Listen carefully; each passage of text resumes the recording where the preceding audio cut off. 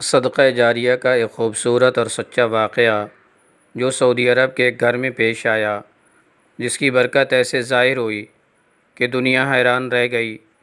یہ واقعہ درجنوں عرب ذرائع ابلاغ میں رپورٹ ہوا۔ ہم صحیفۃ الاقتصادیہ کے حوالے سے اسے نقل کر رہے ہیں۔ واقعہ سے قبل ایک حدیث پڑھ لیں۔ داؤ مرضاکم بالصدقہ، اپنی بیماروں کا علاج صدقہ سے کیا کرو۔ انڈونیشیا سے خادمات کا سعودیہ میں آنا عام سی بات ہے۔ سعودی گھرانوں میں ہزاروں کی تعداد میں انڈونیشی خادمات کام کرتی ہیں۔ ایک سعودی گھرانے نے خادمات مہیا کرنے والی ریکروٹنگ ایجنٹ کی معرفت خادمہ بلوائی۔ خادمہ نے گھر میں کام کرنا شروع کر دیا۔ گھر کی مالکن نے چند دن کے بعد غور کیا کہ خادمہ چپ چاپ اور اداسی رہتی ہے۔ اس نے محسوس کیا کہ یہ چپ چھپ کر روتی بھی رہتی ہے۔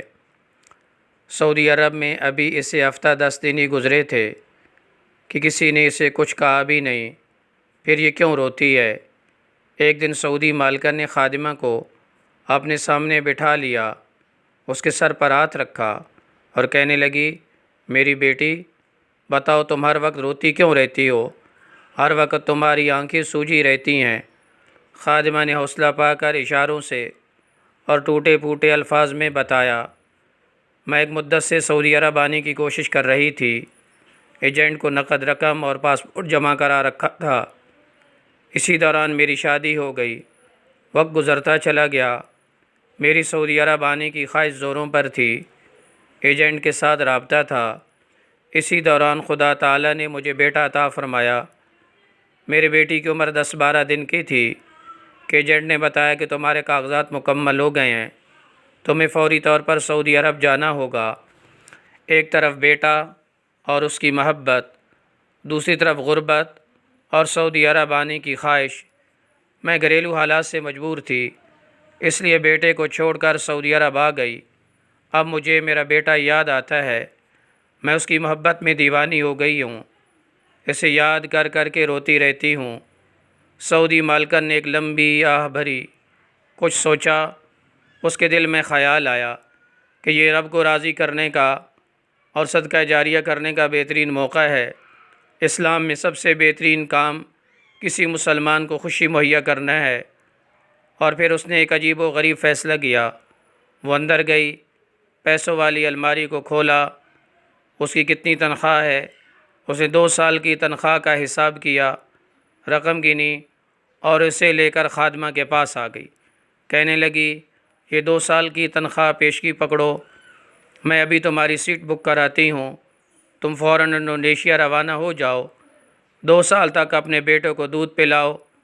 جب 2 سال کا ہو جائے تو ہمیں فون کر دینا، ہم تمہارے لیے دوبارہ ویزا بھجوا دیں گے اور تم پھر سے سعودی عرب آ جانا۔ ذرا غور کیجئے، اس عورت نے کتنا خوبصورت فیصلہ کیا۔ کیا یہ اس کے لیے صدقہ جاریہ نہیں؟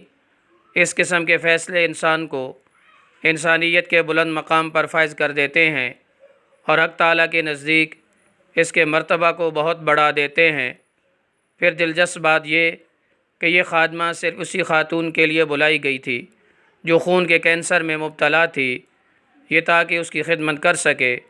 جب خاتون نے اسے واپس بھیجنے کا ارادہ کیا تو بیٹے نے کہا، امی جان آپ بیمار ہیں، آپ کے لیے تو اسے بلایا تھا، آپ اس کو واپس بھیجتی ہیں؟